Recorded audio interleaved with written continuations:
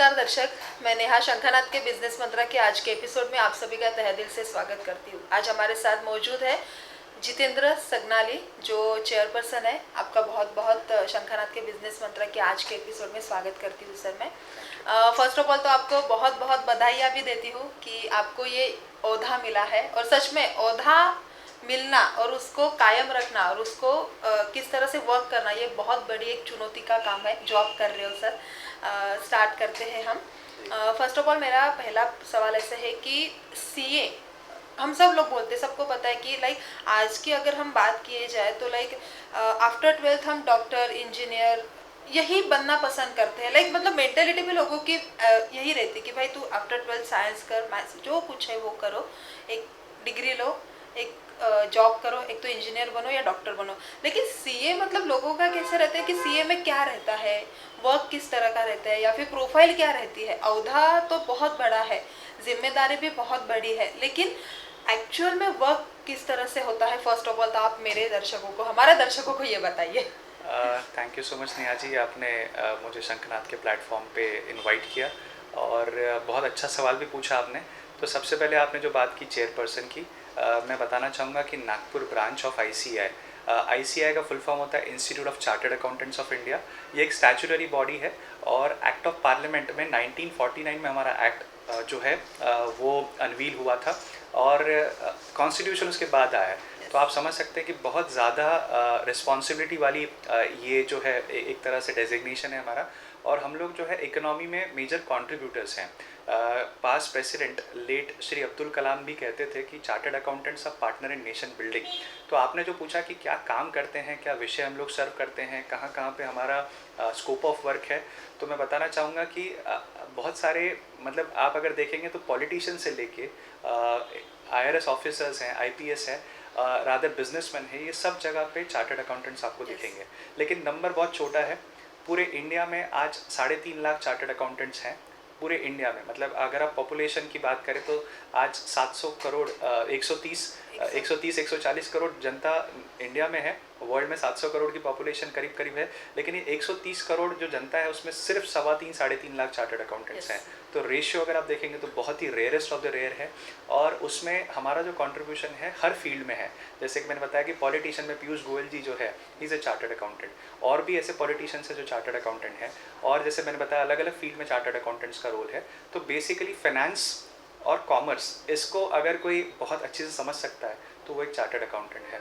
और इसके अलावा इकोनॉमिक्स की बात करें, अलाइड लॉस की बात करें, तो टैक्सेशन की बात करें, तो ये सभी चीज़ों में चार्टर्ड अकाउंटेंट्स का एक बहुत बड़ा रोल है। और इसलिए हम लोग जो है यहाँ पे नागपुर ब्रांच के माध्यम से हमारे जो अल्मा मेटर है, जो ICAI है, उसका जो हमारे जो पॉलिसीज़ है, उसके जो चीज़ें हैं, वो मेंबर्स और स्टूडेंट्स के लिए यहाँ पे यहाँ से करते हैं, फैसिलिटेट करते हैं रादर। तो हमारा जो काम है यहाँ बैठ के मेंबर्स और स्टूडेंट्स, उनकी जो रिक्वायरमेंट्स उनको फुलफ़िल करना, और हमारे ICAI जो सेंट्रल काउंसिल है उनकी जो पॉलिसीज़ है उसको इम्प्लीमेंट करना, ये होता है। और जैसे कि आपने बोला कि हमारा रोल जो है, मैंने आपको बताया, तो रोल बहुत डाइवर्स है और बहुत अच्छे तरीके से हम लोग इसको निभाने की कोशिश भी कर रहे हैं। और बहुत रेयरेस्ट ऑफ द रेयर, जैसे मैंने आपको बोला, तो वैसी हमारी संख्या है।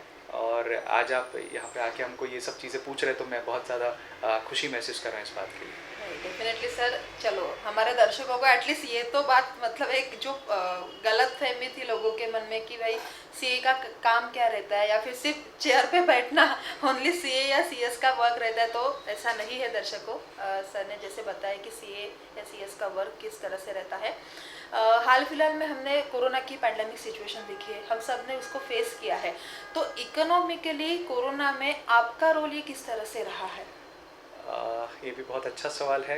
इकोनॉमिक्स जो है, जैसे मैंने बताया कि हमारा विषय है इकोनॉमी में, जैसे कि मैंने पहले भी कहा कि अब्दुल कलाम जी कहते थे कि हम लोग पार्टनर इन नेशन बिल्डिंग है। किस तरह से कि अगर आप देखें कि गवर्नमेंट की कोई भी पॉलिसीज़ है, उसको अगर इम्प्लीमेंट करना है तो उसके लिए उनको फाइनेंस चाहिए। Yes. और वो जो फाइनेंस है वो आता है उनके टैक्सेशन रेवेन्यू से।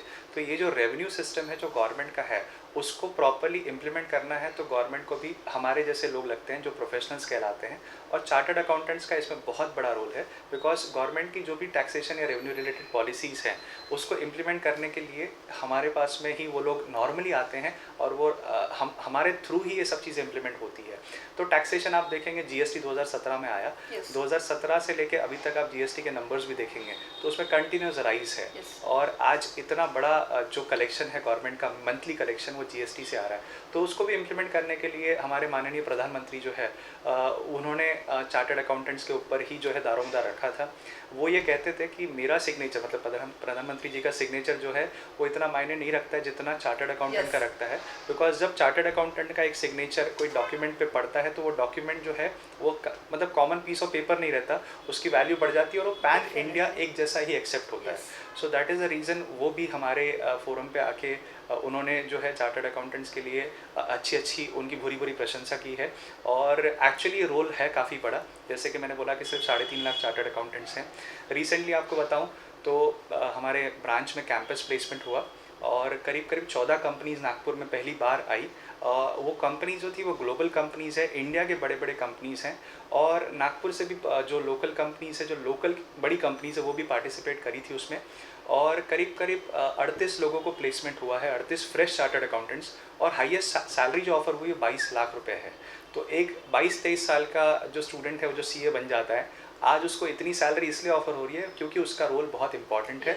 और जैसे कि आपने कहा कि पैंडेमिक के बाद में जो सिचुएशन है उसमें भी चार्टर्ड अकाउंटेंट्स का रोल, क्योंकि गवर्नमेंट की जो पॉलिसीज़ है उसको इम्प्लीमेंट करने के लिए चार्टर्ड अकाउंटेंट्स हैं, तो रोल बहुत इंपॉर्टेंट है। देखिए मतलब सच पे एक 22 या 23 इयर्स के अगर एक कोई लड़का हो या लड़की हो, वो अगर 22 या 23-22 लाख अगर कमाता है तो सच में बहुत बड़ी बात है। तो इसमें हायरिंग किस तरह से होती है? जैसे आपने बोला कि लाइक कैंपस थ्रू ही हायरिंग होती है या फिर अदर कोई प्लेटफॉर्म अवेलेबल है CA लोगों के लिए? एक्चुअली कैंपस एक माध्यम है जो फ्रेश चार्टर्ड अकाउंटेंट्स है उनके लिए। फ्रेश चार्टर्ड अकाउंटेंट्स के अलावा बहुत सारे ऐसे लोग हैं जो अपने जॉब्स में स्विचेस करना चाहते हैं, वो चार्टर्ड अकाउंटेंट्स होते हैं, या फिर उसके अलावा भी बाकी लोग होते हैं।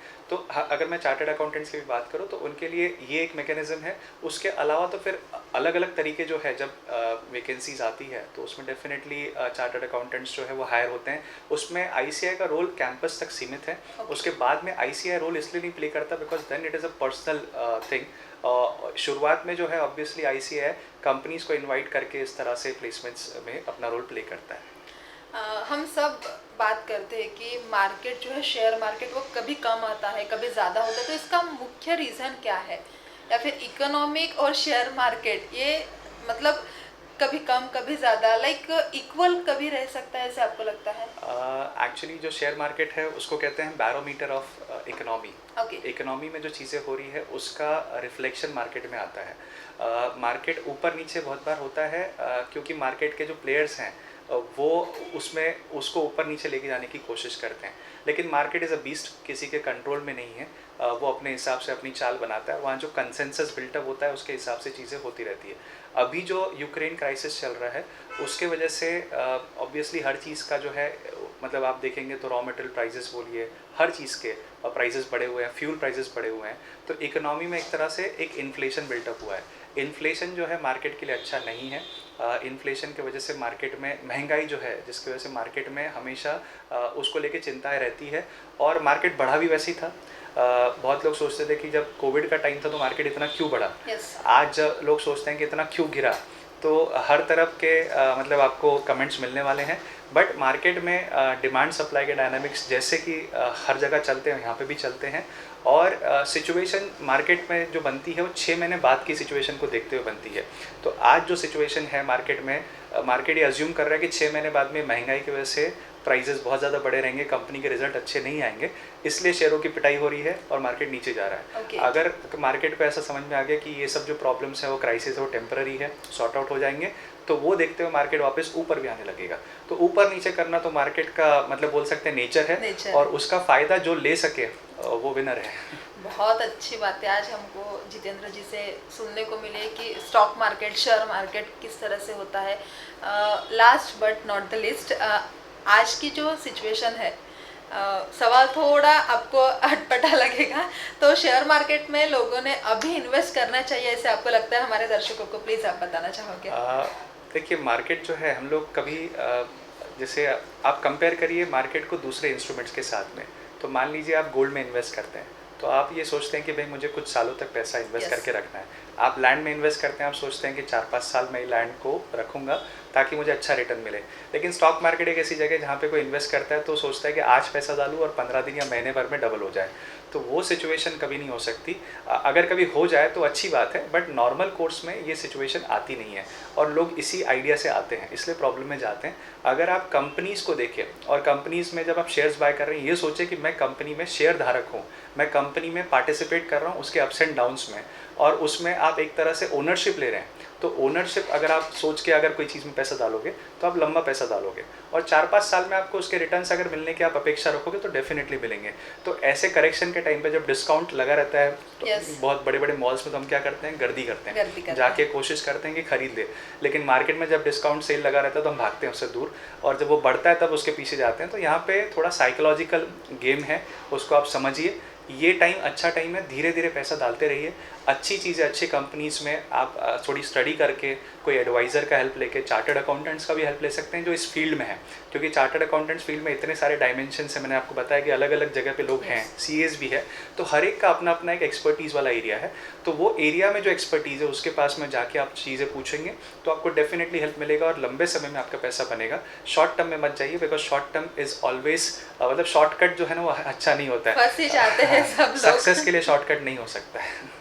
बहुत अच्छी बात है जितेंद्र जी ने बताई है कि, और एक लास्ट बात जो सर ने बताया कि शॉर्टकट कभी मत यूज़ करो, चाहे वो जिंदगी में हो, पैसों में हो, या फिर किसी भी चीज़ में हो। आज बिजनेस मंत्रा के आज के एपिसोड में हमने लाइक स्टॉक मार्केट हो, शेयर मार्केट, इसके बारे में पूरी जानकारी ली है। आज हम यही रुकते हैं और मिलते हैं, तब तक देखते रहिए शंखनाद न्यूज़।